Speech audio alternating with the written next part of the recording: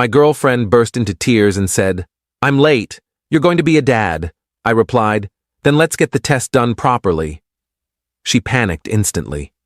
2 days later, when the clinic emailed only me the results, her entire story collapsed in seconds. I'm 34, and I thought I had my life figured out. I'd been with my girlfriend for almost 2 years, and while we had our ups and downs like any couple, I genuinely believed we were solid. We lived separately.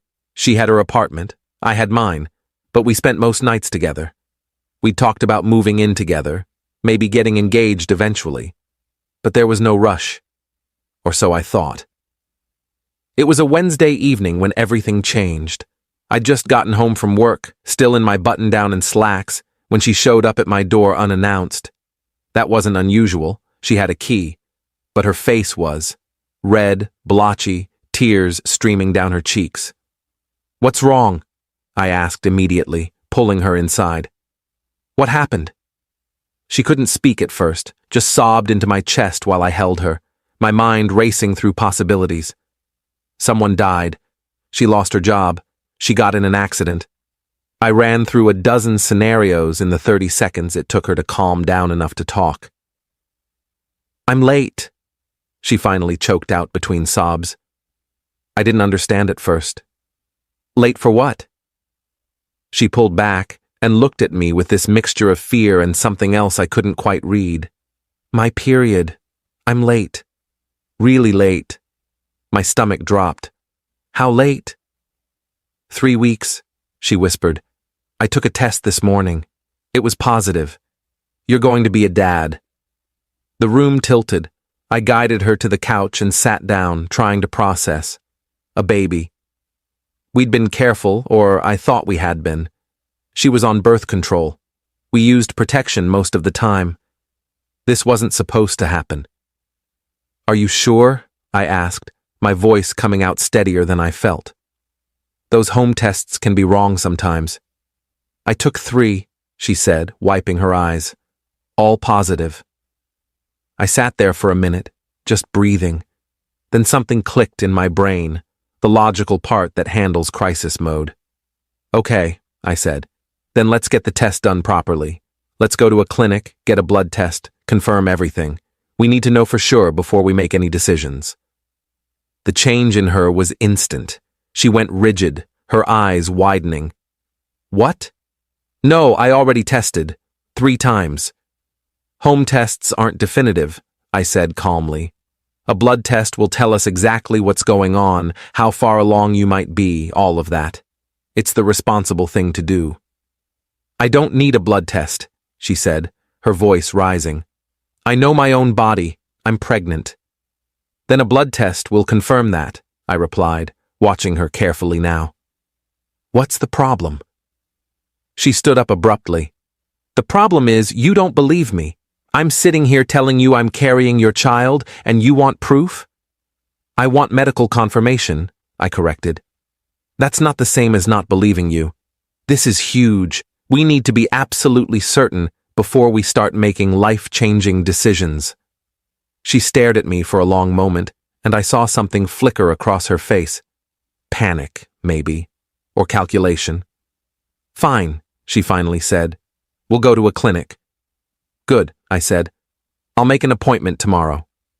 She left shortly after that, claiming she needed to go home and rest. I offered to let her stay, but she insisted she wanted her own bed. The whole interaction left me unsettled in a way I couldn't quite articulate. Update 1. The next morning, I called a clinic near my apartment and made an appointment for Friday afternoon. When I told her, she seemed reluctant, but agreed to go. Thursday passed normally. We texted throughout the day, but she didn't come over, which was unusual. She said she wasn't feeling well. Morning sickness, probably. Friday arrived, and I left work early to pick her up. She was quiet in the car, fidgeting with her phone, avoiding eye contact. "You okay?" I asked. "Just nervous," she said. "It'll be fine," I assured her. "Whatever the results are, we'll handle it together." At the clinic, we checked in and filled out paperwork.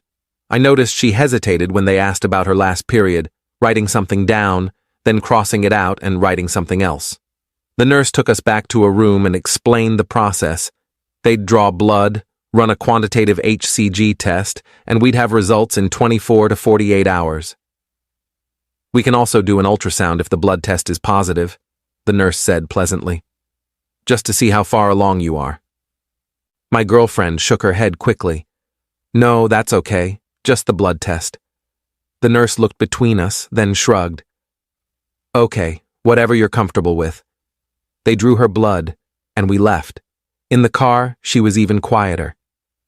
When will they call? She asked. They said they'd email the results to the patient portal, I said. Probably by Sunday. Her jaw tightened. They'll email me? They'll email whoever's registered as the patient, I said. That's you. Right, she said softly. Of course. That night, she stayed at her place again. Said she needed space to process everything. I tried not to read too much into it, but something felt off. Update 2. Saturday was strange. She barely texted me, and when she did, her responses were short and delayed.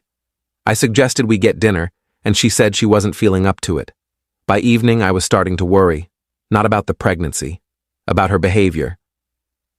Sunday morning, I woke up to an email notification on my phone. It was from the clinic's patient portal. But it wasn't addressed to her. It was addressed to me. I sat up in bed, confused. I opened the email and logged into the portal using the credentials they'd set up during our visit. There, in stark black and white, was the lab report. Patient name, her full name, test, quantitative HCG blood test. Result, negative, less than 5.0 MIU per milliliter. Interpretation, not pregnant. I stared at the screen for a solid minute, rereading it over and over. Negative, not pregnant, but she'd shown me 3 positive home tests. She'd been crying, panicking, telling me we were going to have a baby. I screenshotted the results and then sat there trying to figure out what the hell was happening. Why would she lie? What did she gain from this? Then it hit me. The emails. They'd sent the results to me, not her. Probably because I'd given my email address when registering at the front desk, thinking they'd send confirmation info to both of us. She must have been expecting the results to go only to her. She could have told me whatever she wanted, and I'd have believed her. My hands were shaking as I called her. Hello? She answered on the 4th ring, voice groggy. The clinic emailed the results, I said, keeping my voice neutral. Silence. Then, what did they say? Why don't you tell me what you think they said? I replied. More silence. I could hear her breathing. You're not pregnant, I stated. The test was negative. That's impossible, she said, but her voice cracked. They must have made a mistake. Blood tests don't lie, I said, but apparently people do. Want to explain what's going on? I can't. She was stammering now. Can we talk about this in person? Yeah, I said coldly. We can. I'll be at your place in 20 minutes. I threw on jeans and a hoodie and drove to her apartment. My mind was racing the whole way. Why would she fake a pregnancy? Was she trying to trap me? Test me? Was there someone else? Update 3. She answered the door looking like she hadn't slept. Her hair was messy, no makeup, wearing sweatpants and an old t-shirt. We sat in her living room, the space between us on the couch feeling like miles. Talk, I said. I don't know what to say, she whispered. Start with the truth, I replied. Were you ever pregnant? She shook her head slowly, tears starting again. But this time, I felt nothing watching her cry. The home tests, I said. How did you fake those? I didn't fake them, she said quickly. They were real positives. I bought them off someone. It took me a second to process that. You bought positive pregnancy tests? From who? A girl online, she admitted. There are forums. Women who are actually pregnant will pee on tests and sell them to people who need them. I felt sick. People who need them? What the hell did you need a fake pregnancy for? She was full-on sobbing now. I was scared. We were drifting apart, and I thought if you believed I was pregnant, you'd commit more. You'd propose or ask me to move in or something.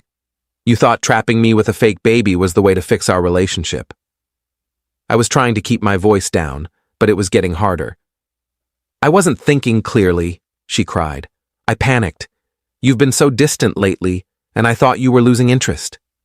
So your solution was to lie and manipulate me? I know it was wrong, she said. I knew it as soon as I did it, but then you were so calm and supportive, and I thought maybe it would work out somehow. Maybe we'd get closer and what? I interrupted. Eventually you'd fake a miscarriage? How exactly did you plan to end this? She didn't answer, just stared at her hands. How long were you going to keep this going? I pressed. I don't know, she whispered. I didn't think that far ahead. You didn't think at all, I said, standing up. You risked everything. Our entire relationship, for what? A proposal? That's insane. Please, she reached for me, but I stepped back. Please, I made a mistake, a huge mistake, but we can work through this. People make mistakes. This wasn't a mistake, I said. Mistakes are accidental. This was calculated. You bought tests online. You planned this. You looked me in the eye and lied, over and over. I love you, she sobbed. You don't love me, I said. You love the idea of me, or the security I represent, or whatever, but you don't love me. People who love each other don't do this. I walked to the door, and she followed, begging me to stay, to talk more, to give her another chance. I turned back once. When I suggested the blood test, you panicked, I said. That's when I should have known. You weren't worried about confirming the pregnancy. You were worried about getting caught. Update 4. I left her apartment and spent the rest of Sunday in a daze. I kept replaying everything, her tears, her story, the way she'd reacted to the clinic suggestion. How long had she been planning this? When did she buy those tests? How desperate was she? By Monday, I'd made my decision. This wasn't something I could come back from. The trust was shattered, not just about this lie, but about everything. How could I believe anything she'd ever told me? She texted me constantly all day. Please talk to me. I'm so sorry, I'll do anything. Can we just meet for coffee? I ignored them all until evening, then sent one message back. We're done. Don't contact me again. I'll bring your stuff to your place this week. Her response came immediately. You can't just throw away 2 years over one mistake. I typed back, watch me. Then I blocked her number. Over the next few days, I gathered everything of hers from my apartment. Clothes, toiletries, a few books, some kitchen stuff she'd left over time. I boxed it all up and dropped it outside her door on Wednesday evening when I knew she'd be at work. I texted her from a different number to let her know where it was, then blocked that number too. My friends had noticed something was off. My best friend finally cornered me on Thursday. What's going on? He asked. You've been weird all week. I told him everything. His jaw dropped further with each detail. She faked a pregnancy, he repeated, like he couldn't believe it. With someone else's pee? Yup, I said. That's psychotic, he said flatly. You dodged a bullet, man. More like a missile, I replied. What are you gonna do? Nothing, I said. I blocked her. It's over. I just want to move on. But moving on proved harder than I thought. She created new social media accounts to message me. She showed up at my apartment building twice. I didn't let her up. She sent emails to my work account until I had IT block her address. Update 5. 2 weeks after everything blew up, I got a call from a number I didn't recognize. Against my better judgment, I answered. Hello? It's me, her voice said.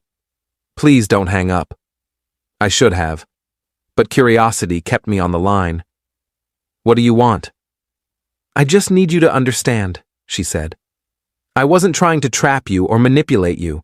I was genuinely scared of losing you. So you lied about being pregnant, I said. That's not fear. That's manipulation. Those are literally the same thing. I know it was wrong, she said. But you have to understand the pressure I was under. My friends are all getting engaged or married. My mom keeps asking when you're going to propose. Everyone around me is moving forward, and I felt like we were stuck. So you decided to force progress with a fake baby, I said. Do you hear how crazy that sounds? I wasn't thinking rationally, she admitted. I was desperate. Why didn't you just talk to me? I asked. If you felt like we were stuck, why not have an actual conversation like an adult? Because I was scared you'd say you didn't see a future with me, she said quietly. And now there's definitely no future, I pointed out. Congratulations. You created the exact outcome you were trying to avoid. I know, she whispered. I know I ruined everything. Yes, you did, I said. And I'm not going to make you feel better about it. You made your choices. Now you get to live with the consequences.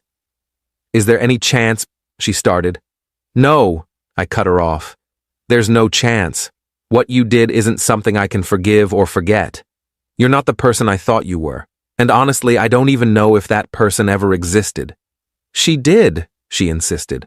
I'm still that person. I just made a horrible mistake. Stop calling it a mistake, I said, my patience finally snapping. You researched where to buy fake pregnancy tests. You purchased them. You staged an emotional breakdown in my apartment. You lied to my face repeatedly. Those aren't mistakes. That's a pattern of deception.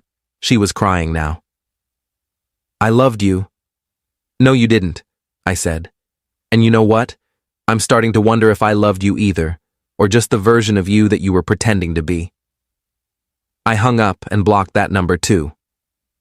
Update 6. A month after the breakup, things finally started to settle. She stopped trying to contact me, stopped showing up places. My friends told me she'd started dating someone new already, which honestly didn't surprise me. Some people can't be alone. What did surprise me was running into her mom at the grocery store. I tried to duck down another aisle, but she'd already seen me. Wait, she called, rushing over. Please, can we talk for just a minute?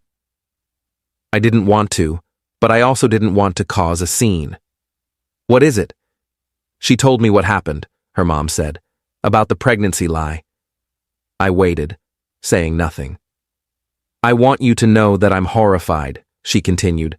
I raised her better than that. I told her she needs therapy, serious therapy, because that kind of behavior isn't normal. Okay, I said, still not sure where this was going. I also wanted to apologize, she said. I know I put pressure on her about your relationship. I was always asking when you'd get engaged, when you'd move in together. I think that pressure contributed to what she did. I appreciate you saying that, I said carefully. But she's an adult. She made her own choices. I know, her mom said, but I still feel partly responsible. And I wanted you to know that I don't blame you for ending things. What she did was unforgivable. Thank you, I said, and I meant it. That actually helps to hear. She hugged me, which was unexpected, and then we parted ways. I stood in the cereal aisle for a minute afterward, processing the whole interaction. Final update. It's been 3 months now. I'm doing better than I expected. The anger has faded into something more like relief. I dodged something catastrophic. If she was willing to fake a pregnancy to manipulate me into commitment, what else would she have done down the line? Tamper with birth control for a real baby? Lie about other things? The possibilities were endless and terrifying. I've been on a few dates, nothing serious yet, but it's nice to be meeting new people. I'm taking things slow, probably slower than I need to, but after what happened, I'm not rushing into anything. My friend asked me last week if I'd ever trust someone again the same way. The question stuck with me. Honestly? I don't know. What she did changed something fundamental in how I view relationships. I'm more cautious now, more skeptical. Maybe that's healthy. Maybe it's sad. Probably both. I heard through mutual friends that she's in therapy now, which is good. I hope she gets the help she needs. Not for my sake, we're never getting back together, but for whoever comes after me. They deserve someone who's honest and stable, not someone who buys positive pregnancy tests off the internet when things get tough. The whole experience taught me that desperation makes people do terrible things. She wasn't evil, just terrified and stupid and willing to cross lines that should never be crossed. But understanding why someone hurt you doesn't mean you have to forgive them or take them back. I kept the clinic email, by the way, saved it in a folder marked evidence. Not because I think I'll ever need it, but because sometimes I still can't believe it actually happened. Sometimes I look at it and think about how differently things could have gone if the results had been sent only to her, if I'd never seen that negative test, if I'd believed her story. She would have kept lying. Eventually claimed a miscarriage, probably, and I would have comforted her, supported her through the loss, never knowing the whole thing was fiction. We might have gotten closer from the shared trauma. I might have proposed. That's the thing that keeps me up some nights, how close I came to building a life on a foundation of lies. But I didn't. The truth came out, and I walked away. That's all that matters now.